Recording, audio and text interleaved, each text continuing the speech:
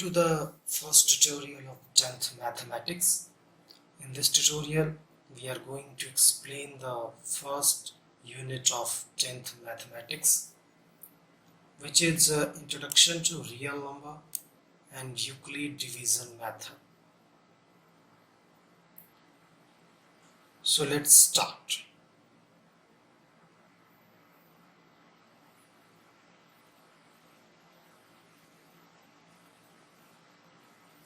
So first of all, we should know about what is real.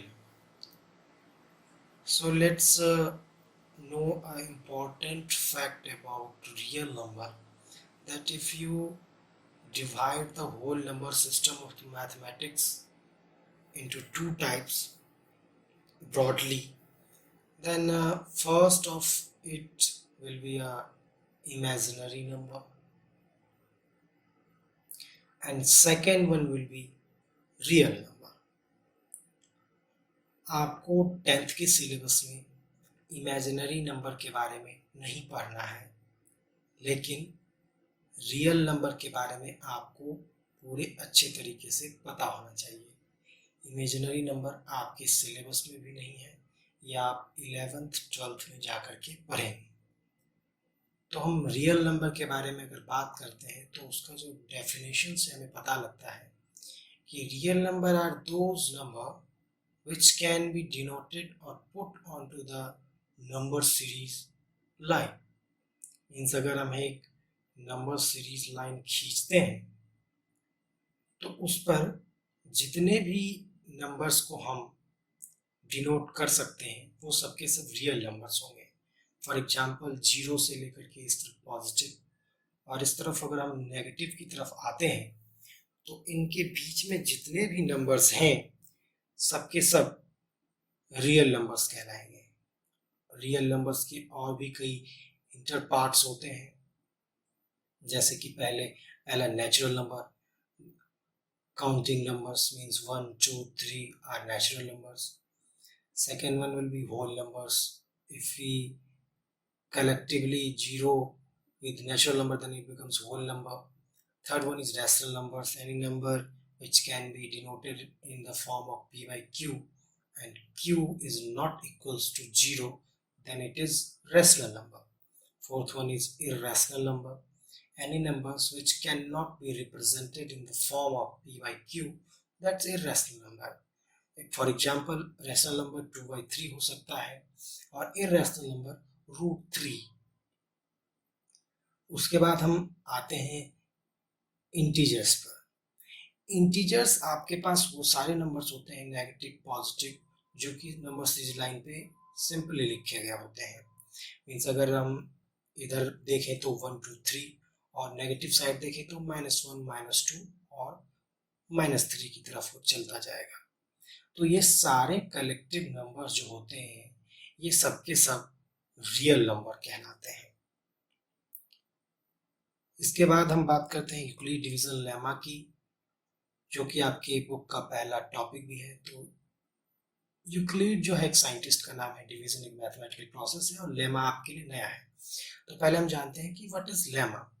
Lemma are those statements which are already proven and we use that for prove any other related statements. For example, plus is a already proven statements in mathematics, and by the help of plus we can define multiply, that we know the repetitive addition is known as a multiplication.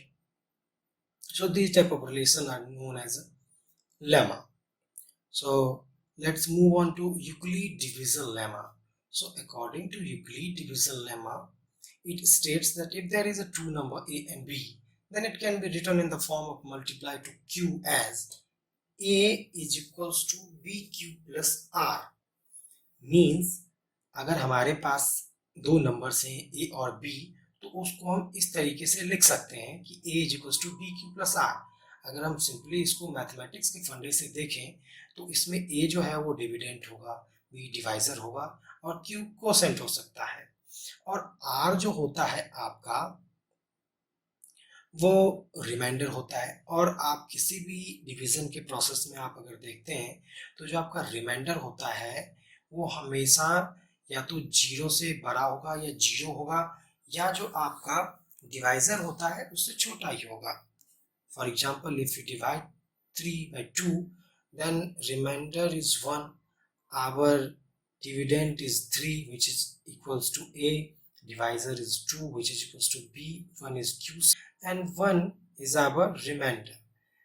और यहाँ पे भी हम देख सकते हैं एक जो है वो 0 से बड़ा है, और जो 2 है मतलब हमारा B वाला पार्ट उससे छोटा ही है।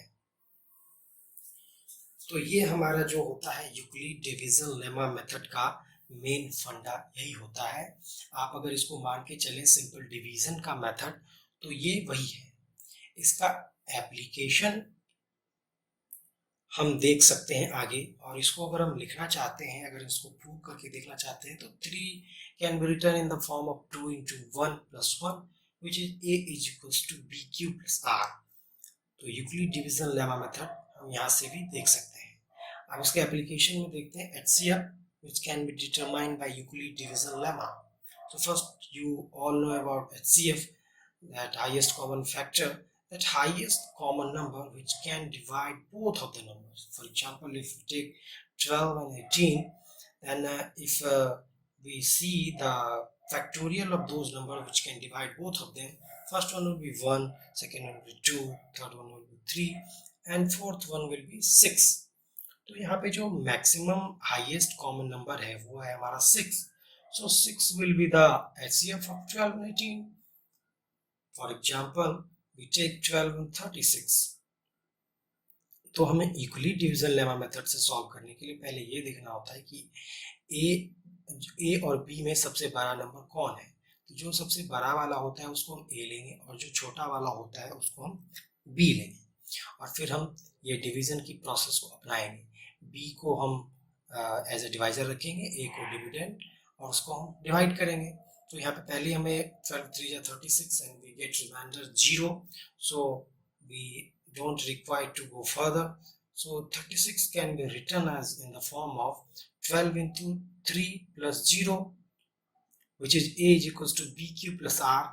और HCF जब हम निकालते हैं तो जो हमारा लास्ट स्टेप होता है उसमें जो हमारा B वाला पार्ट है, मीन्स जो हमारा डिवाइजर है, वो होता है हमारा HCF, means 12। So let's move on to the second question for more practice, that is 135 and 255। So as we know that 255 will be A and 135 will be B। So in the first division steps, we 135 into 1 by 135. So remainder will be 120, and we also have to write the Euclid division form.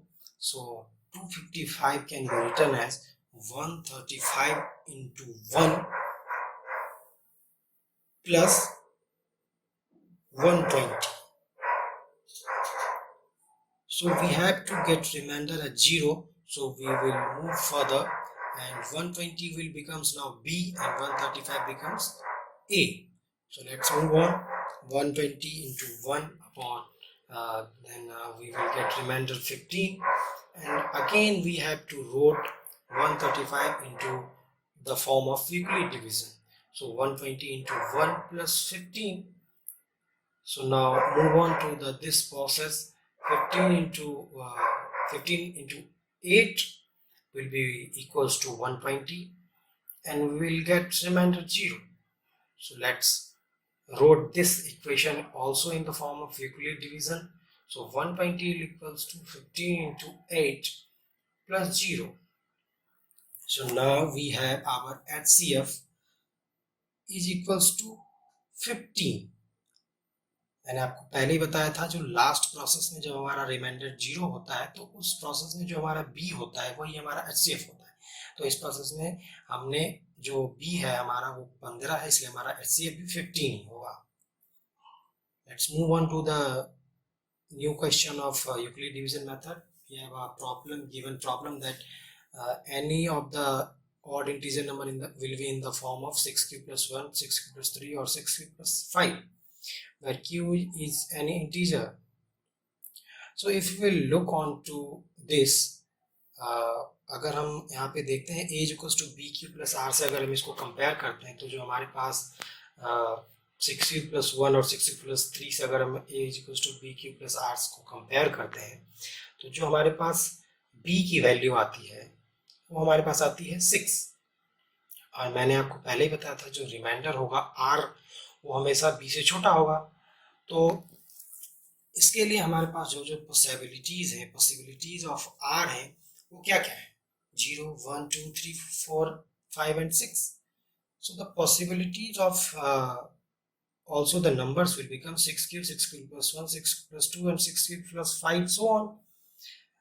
If you look into 6 cube, आपको पता होगा कि जब हम किसी number को even number से multiply करते हैं तो इवन हो जाता है। अगर किसी इवन नंबर में इवन नंबर को ऐड करते हैं तो भी इवन नंबर होता है। तो इस तरीके से 6 क्यू प्लस 2 और 6 क्यू प्लस 4 जो है वो इवन है। तो हमारे पास ऑड की जो पॉसिबिलिटीज है वो सिर्फ यही है 6 q plus 1, 6 q plus 3, 6 q plus 5। So as prove.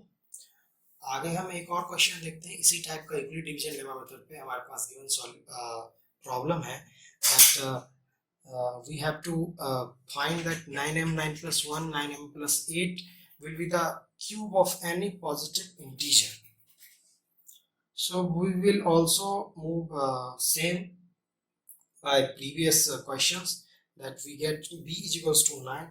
So the possibilities of r will be 0 to 9 and cases will also be 9q plus 9q plus 1 9q plus 2 and so on 9q plus 9. So first of all move on a is equals to 9q and aq is written as 9 into 81q square. So 9m1 it is in form of 9m. So second case की तरफ बढ़ते हैं तो जब हम a की बात करते हैं तो 9q plus 1 है तो aq हमारा 9q plus 1 का होल क्यू हो जाएगा। और हमें पता है कि a plus b का होल क्यू का जो फॉर्मूला होता है वो ये होता है aq plus bq plus 3a square b और प्लस 3ab स्क्वायर। तो उसी फॉर्मूला के अकॉर्डिंग हमने यहाँ पे लिखा है कि 729q cube plus 1 plus 243q square plus 27 cube और हमने इसको 9 के फॉर्म में कॉमन लेके लिख दिया तो हमने 9m plus 1। और उसी तरीके से हम जो अदर केसेज है उसको भी प्रूव कर सकते हैं। आपके लिए जो रेस्ट क्वेश्चंस हैं एक्सरसाइज 1.1 के लिए आपके प्रैक्टिस के आपको कोई भी डाउट हो तो आप हमारे